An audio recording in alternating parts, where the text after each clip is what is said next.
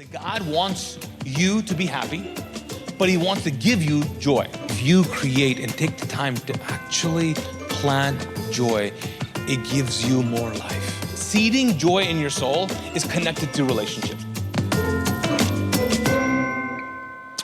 Good morning and Merry Christmas. Hey, thanks for coming out. The weather is amazing, obviously, outside. So I want to just say thank you for those of you who made the trip to come out in this terrible weather. For those of you who are joining online, you know what? We love you too. We do love you too. We're glad that you guys are here. This season is pretty cool for us, especially. So before we get into it, I want to take care of some business. Can I do that? Some business. Can I do that? Some business, okay? Here's the deal. We are in a Christmas offering. And so what does that mean is, if you heard about it, we're trying to raise the $45,000 for our our outreach partners locally and globally.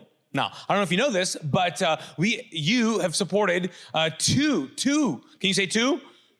Two churches in Italy and several nonprofits around the city as well. And so what we do is we take up an offering so it can help seed the funds that we want to spend next year. So if you're like, you know what, I wanted to give, I'm not quite sure, I haven't been consistent, this is your chance one time to do it. Here's how it's going to work, okay? Super easy, okay? You see this card? If you don't see it, it should be in the seat in front of you. And all you got to do is scan it and put $1 million in it, and you're good.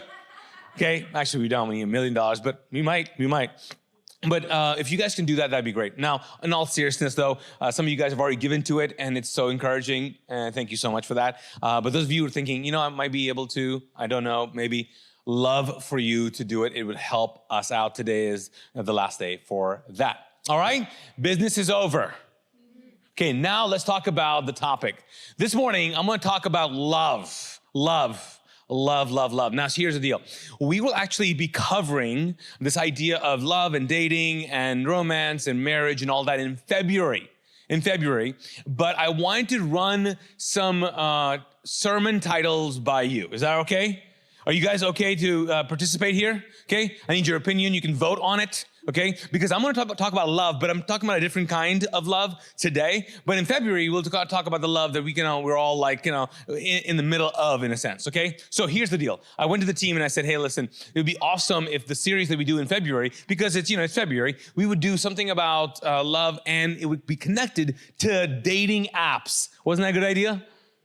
Dating apps. So I thought, now we've done this series before, and I thought this would be a great title to bring it back, okay? So this is some of the titles I kind of proposed to them, okay? So help me out, okay? Give me a thumbs up, make some noise. You're like, boo, whatever, okay, give me some feedback, okay? You ready? First of all, love me Tinder. Come on, right? Yes? No? Yeah? Okay, bring it back around. Okay, how about this one? Bumbling through love. No? Okay, for those of you who don't know, Bumble is it's an app, okay, dating app. Okay, how about this? I got one more, okay? Everything hinges on love. No? None of those? The first one. Okay. How about forget dating apps. How about like song titles? Okay, how about like All You Need Is Love? You know that song? All you need is love. Love is all you need, right? Sung by the Beatles. Yes. How about that one? No? Maybe. Here's the problem, though. It's not true. Because I don't know about you, but I need coffee in the morning. I need a lot of things. All I need is love? No, thank you. I need a lot of cool things in my life, okay? I need things to work out. I need people to stop bugging me. I need all kinds of things to happen. So what a truer statement might be is we all need love. And so we're going to get to the dating apps and all that stuff in February. But today, I do want to talk to you about love. I want to talk to you about God's love because I believe that He's going to take the pressure off the person you're with. Now, what I mean by the person you're with, it's not the person you're sitting next to or the person you're watching with. No, it's the person you're in a relationship with or the people you're around with. Because there is a pressure. There is this sense of like, you're not getting what you want out of the relationship. You might be even getting, you're like, this person does not make me either happy or doesn't do it for me, or they're not figuring out who I am and that's not working out. I don't know if you know this, but we put pressure on the people we love to love us well. We do. We all the time, we're like, you know what? I wish you did more of, like, have you ever had that thought? I wish you did more of, yeah, of course. We all do. And guess what? They do too. See, the problem with humanity is that we are longing and wanting a love that should not come from another person. Now, what I mean by that is, like, we need love. We need love. But the love that sets us free, the love that transforms us, cannot be given to us by another human. It really cannot. And so today, I want to kind of just take the pressure off your person that you're with and go, okay, if you're wanting something from them, they were never created or meant to provide that for you. Because God's love is a different kind of love. And in fact, Advent season talks about this arrival of love. And it's not just love like you finally get a date. No, that's not it. It's the arrival of agape love. Now say it with me. Can you do that? Agape. One more time. Agape. Agape love is a divine love that's defined by certain characteristics. Number one, it is perfect. It is unconditional, it's sacrificial, and it's pure. It's perfect, unconditional, sacrificial, and pure. It's perfect, it's unconditional, sacrificial, and pure. That is the kind of love that you and I don't know, can give to another person. You could try hard, but I'm not quite sure if we can do this. Number one, perfect. Perfect. Seriously?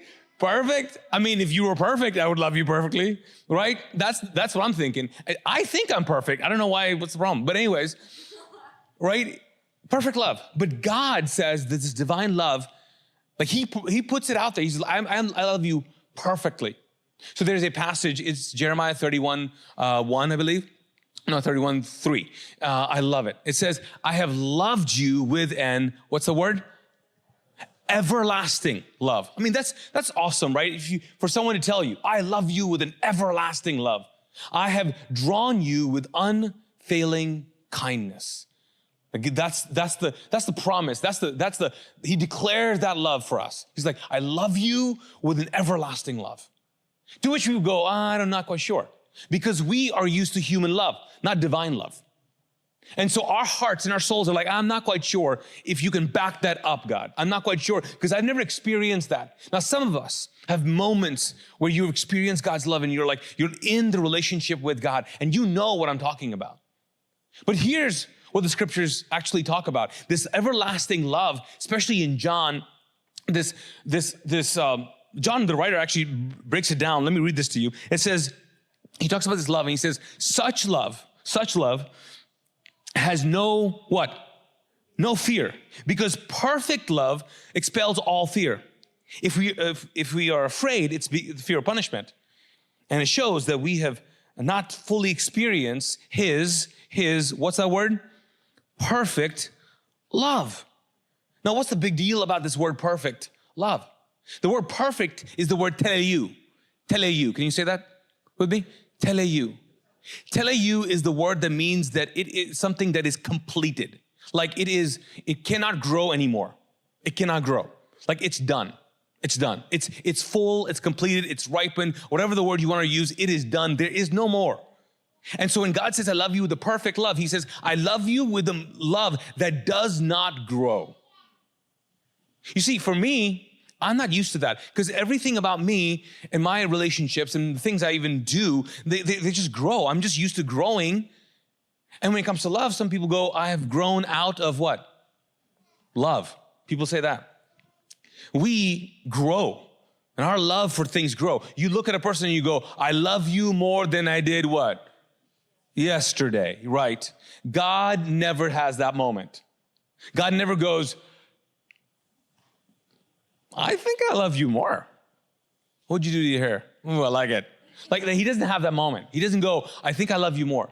I know we grow. We grow. You know, there are certain things that like everything about us grows. Like was there or is there something that you can't do now that you could do before? For me, it's like skateboarding. I cannot do that.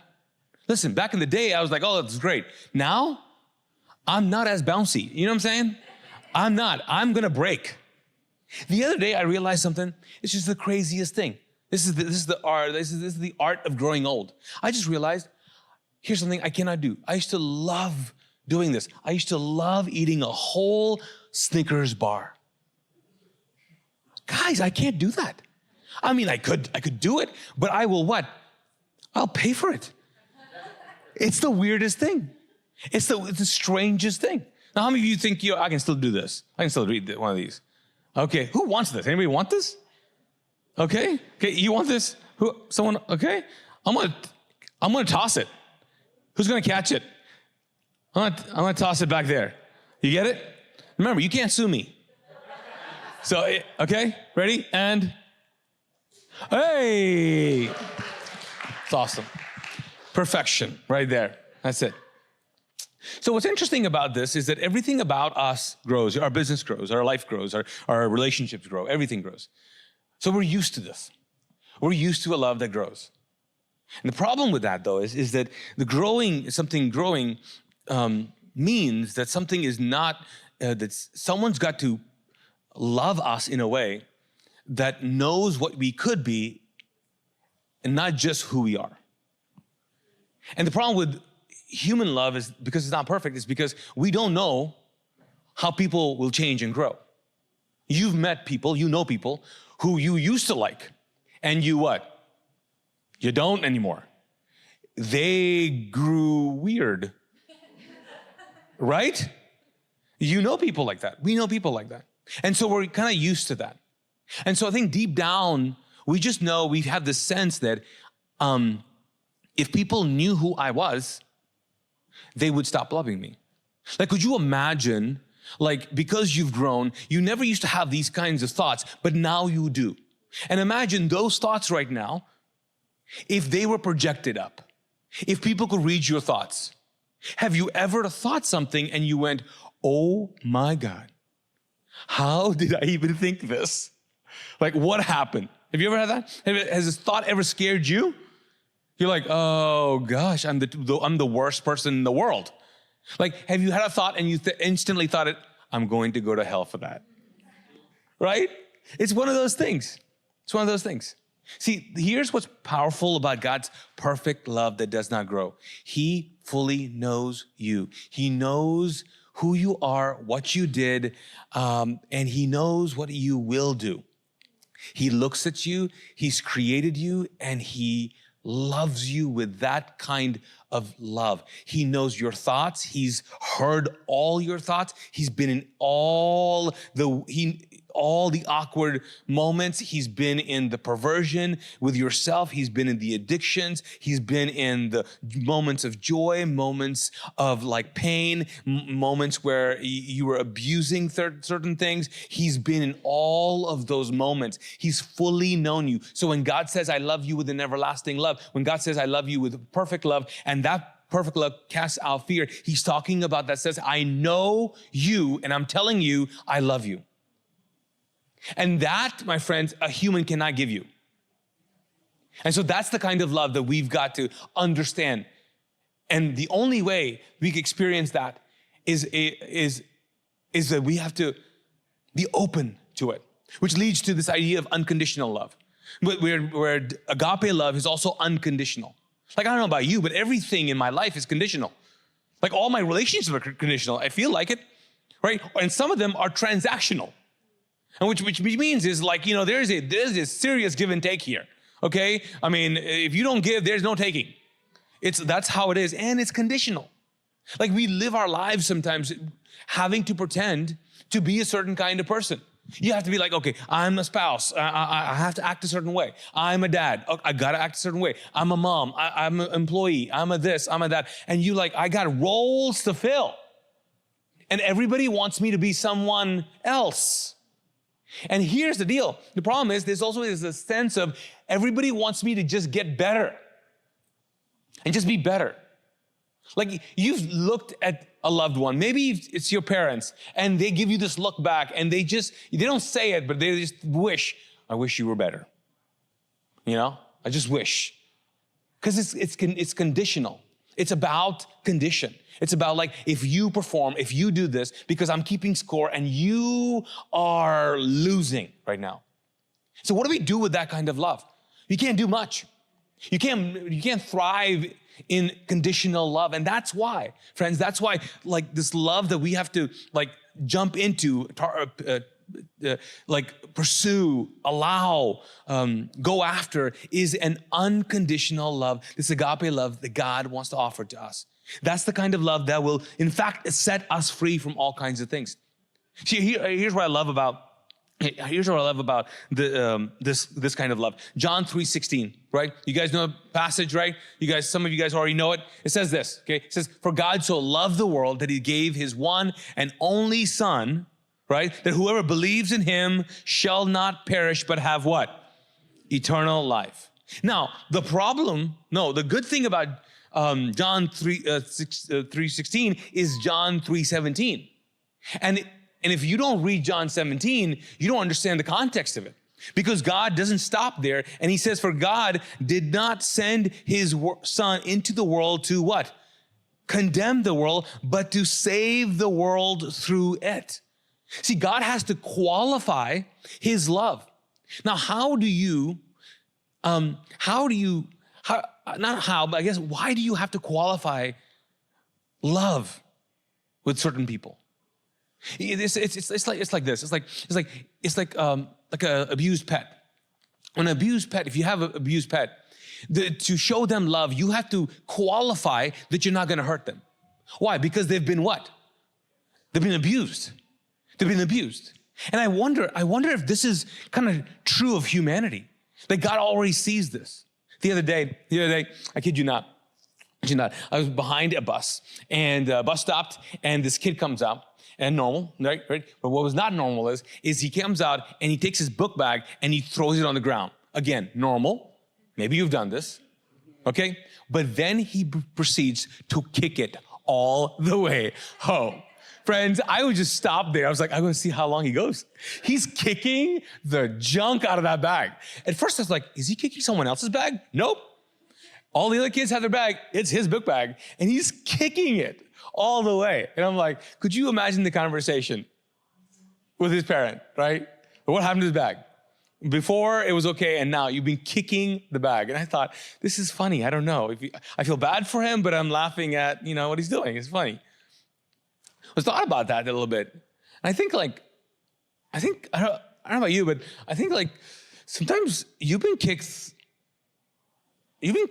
a lot. I think for some of us, we started off all good, but we've been kicked so much. And sometimes life can kick right? And it can just knock the faith out of you. It can knock hope out of you. It can dent up your confidence big time. And now, some of us, you might even know someone like this, some of us are convinced that you are not lovable, that something has happened or you've done something and you are not lovable. And you begin to just live that out. And you know that if people found out, that they would not even like you. But deep down, you feel like you are not lovable. And then Jesus comes around and says, hey, I see this broken humanity, and I just want to qualify the love. I don't want to make you feel bad. I just want you to know, I just want to love you. It's not that I love some people more. It's that some people let me love them more. And for some of us, we're not even letting him. We're not even letting him. Why? Because you're like, I'm unlovable. And that is the biggest lie. Because humans might not be able to love you. But God, agape love, divine love, says, I love you perfectly because I know you. And guess what? I love you unconditionally. I accept who you are. I know you. I get it. But that love that accepts first transforms next. Did you hear me? The love that accepts anyone first transforms next. And so that's why God says, okay, and next, he loves us with a sacrificial love, a love that sacrifices. I don't know about you, but I don't love to sacrifice. I don't. It doesn't come natural to me. Anybody comes natural to you? Yeah, exactly. Like I don't mind compromise if other people are doing it. Like if people would just compromise, for me, it would be a beautiful place. Okay, it would be awesome. If people just do what I want to do and just act like I want them to act and agree with me, it would be a beautiful place. Beautiful. The world would be beautiful, right? That's the kind of love I need, right? But his love, God's love, says here, he sacrifices. Now, what does that mean?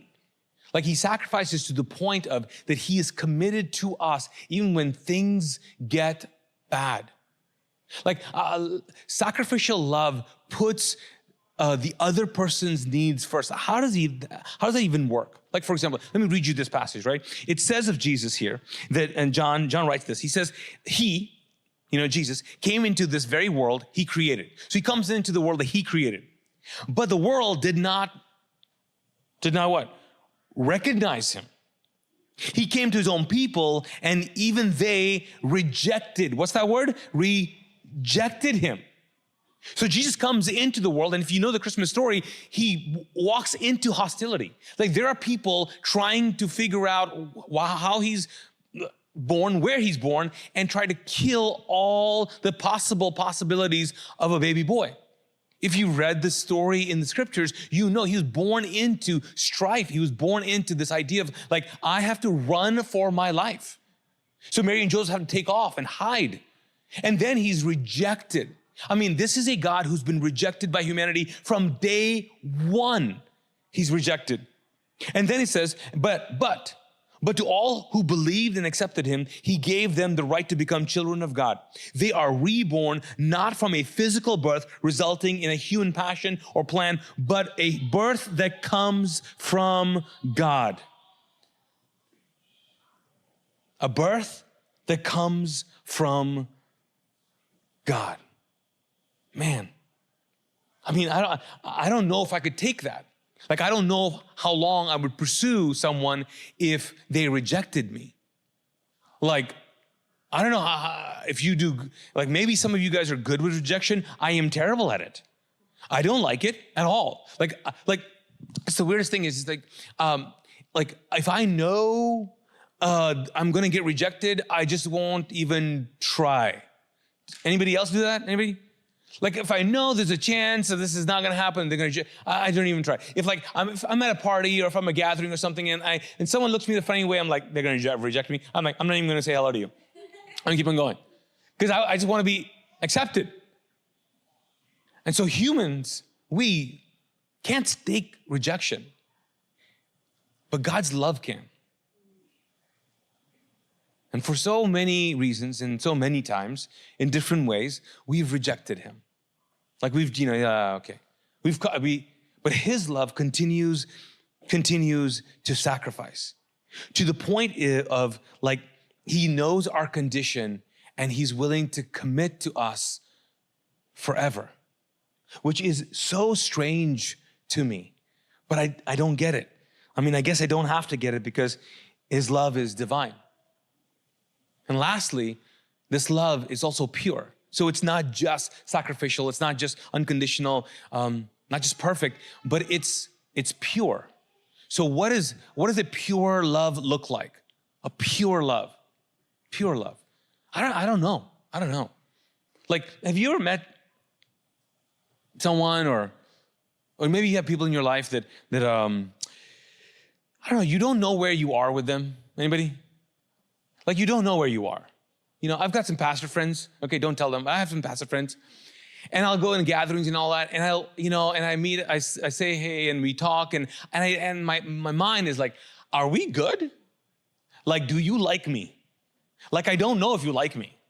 There's some people who are very clear. I don't like you. I'm good. You know, I've had moments where I walk down after preaching on Sunday morning. The first person that comes and says, I don't like you. I'm like, you're honest.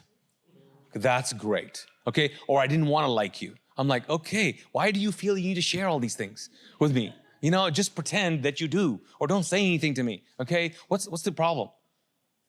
But then there are some people I'm like, is it like, do you like me because of who I am, or what I can do for you? Like, is there an agenda behind this? Like, I know there are some people who, like, I don't know if my life, like, maybe you have that too. They want to be around you, not because they want to be around you. They want to be around you because of what you could do, for them. And then you're not sure if it's really pure. You're like, I'm not quite sure if this is, if it's pure. And what do you do with that? I don't know. I don't know what do you do with that? Because sometimes you don't know how to gauge their commitment or their like endurance with you. Do you know that we do this with God too? Like, I think we live our lives and we hit a point, and sometimes in our careers, sometimes in just our relationships, life just gets hard. And for some of us, like, this Christmas is hard. It's complicated. I was talking to a person just between the services, and they're like, they're going to be spending Christmas by themselves, and their family is choosing to not spend Christmas with them. And it's just heartbreaking. I'm like, it's just tough. And sometimes in those moments when things don't work out and like just hard things happen, you kind of go, you know what? Does God really like me? Like, did he like me because I was doing good and now everything is going bad? And is it because I've sinned? Like, how many of us, right? We go through stuff and you hit a point and you're like, I don't know if like I was doing good but now I think I did some things or allowed some things in my life, and I don't think God loves me. Why? Because, well, there's things happening in my business. There's things happening in my life. There's like, life's not good. It's hard. I don't know. And maybe I just haven't done what I need to do. And maybe I need to go to church more. And maybe I need to listen more. And maybe I need to pray more. What do I need to do? I don't know. See, if you've had those thoughts, I want you to know, number one, we've all had those thoughts. And number two, that is a very human thought because that is based on human love. But God's love is extremely pure, which means it's not connected to all the things that are happening, and there's no hidden agenda behind it. So Paul, one of the apostles, he writes several letters to several groups of people. And if you've ever read the New Testament, he writes to this church in Rome, and the book is called Romans, right? And it's a deep book because it deep dives into what God really did and all the things and all that. But he's writing to a particular group of people. And then in chapter 8 or so, he begins talking about and harping on God's love, this divine love. Like, he keeps on bringing it up, and he's basically answering the question, why do bad things happen to good people? Like, why do hard things happen, and where's God in all of that? And so when he writes this, he kind of really makes a big deal about God's love more than other things. Like, he talks about God's love versus, well, gives them a reason.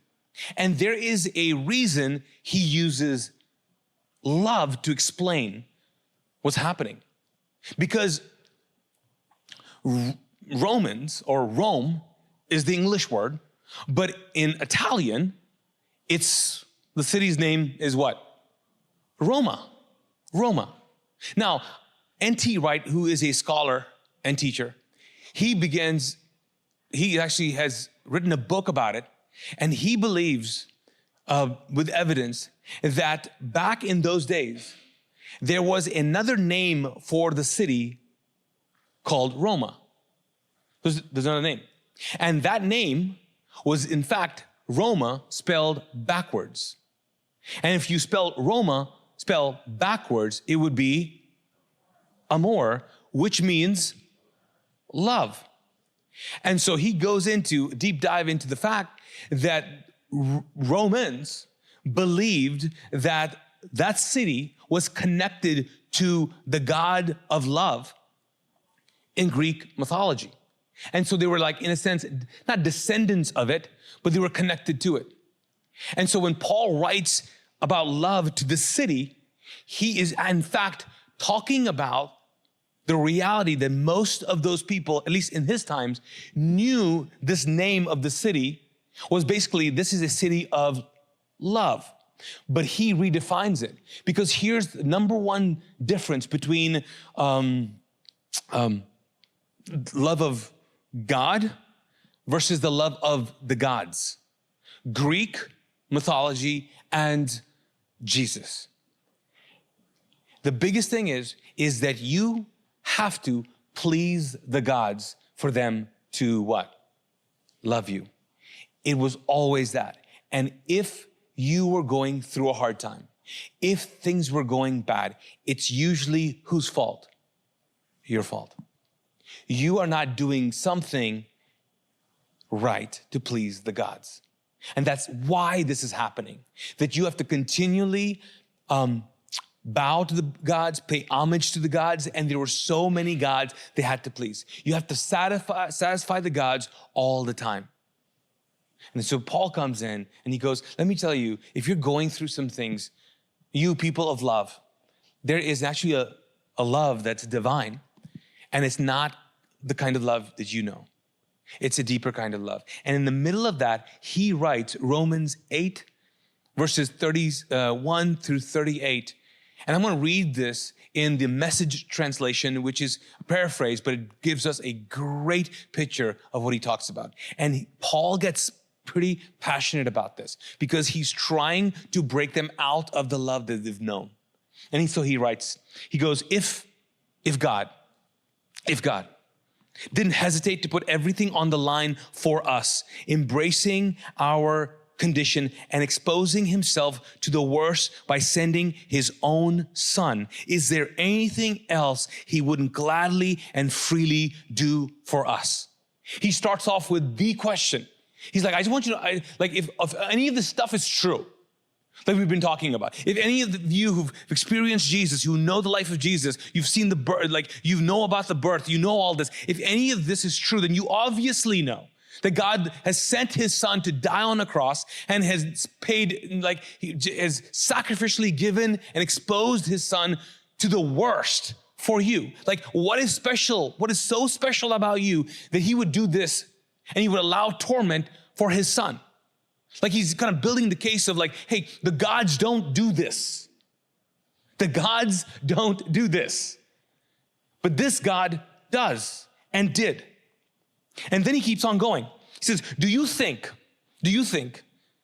there's a lot of questions in here, by the way, okay? He says, do you think anyone is going to be able to drive a wedge between us and Christ's love for us? He's like, hey, question for you. Is anyone, do you think anyone is going to be able to?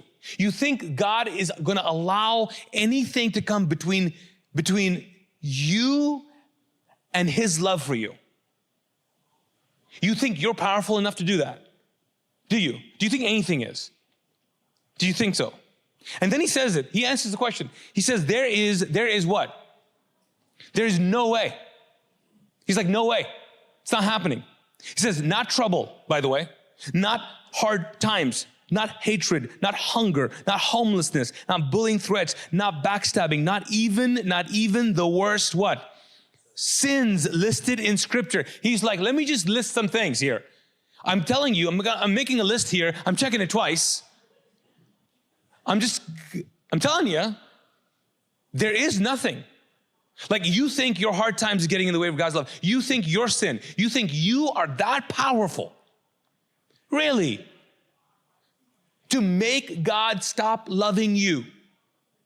He keeps on going. He says, I'm absolutely what? Convinced that nothing. He's like, and then he qualifies it. Let me just be clear. Nothing living or dead, angelic or demonic, today or tomorrow, high or low, thinkable or what?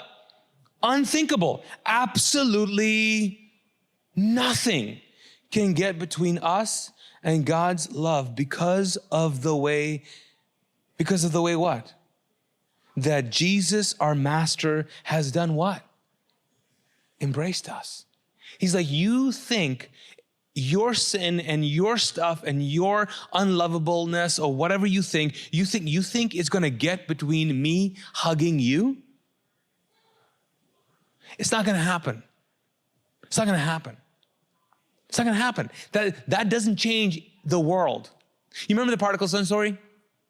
So the prodigal son story is like the younger guy goes out and just parties it up, sins does all the thing, and Jesus is standing there telling the story, and he says the older son was doing his things, the religious people were doing all his things, they're all perfect and all that good, but this son, he comes running and there was nothing. He couldn't earn it. So nothing could accept him except divine love. All the other love was conditional and all the other things the people did. But this guy didn't have anything to offer. And the first thing that the father goes and does, when Jesus tells the story, the father goes and he does what? Hugs him. Hugs him. Hugs him. No. Hey, let's clean up first and then I'll hug you. Oh, you smell bad. No, hugs him. Hugs him. And for some reason, God thinks that humanity could be healed by a hug. This is the kind of love that God's inviting us to. It takes the pressure off. No one else can do this for you. Your wife, your husband, your girlfriend, boyfriend, your best friends, they can't. They were never supposed to. What you need, they can't give you. So stop putting the pressure. Stop putting the pressure on them and stop thinking you're terrible because they don't love you the way you do. Want to be loved. It's God's love. It's God's love. It's always been God's love. And so in seasons like this, we're reminded, hey, Jesus was born, lived and died, was resurrected, so we could experience that kind of love. So I want to pray for us. Can I do that? Let's stand together. Lord God, we don't know sometimes what to do in moments like this. Some of us are like, you know what, you're right. I feel it, I know it, that's true. Some of us are like, you know what, I don't know what is with me that I just want other people, I just want people to do what only you can do, God. So God, today, we put it aside. Today we say, you know what, I'm gonna let the people off the hook. People that I've been putting pressure on to give me unconditional, perfect, sacrificial, pure love. Because only you can do that. And God, for some of us, we've never said yes to the relationship. And that's all we need to do. God, it's not that you love people more. It's that some people allow you to love them more. And so today, I pray that all of us would say, Jesus, I give you my life. I surrender myself to you, to your love. Would you love me, transform me? Would you forgive me? Would you free me? God, would you do that? God, I pray that as we respond, some of us might go receive communion. Some of us might go to the cross. Others might go light a candle. Some might just sit and just ponder. God, whatever it is, this moment, God, allow us to be just shown that you've always been there, God. You'll always be there. You'll never leave. Let's respond.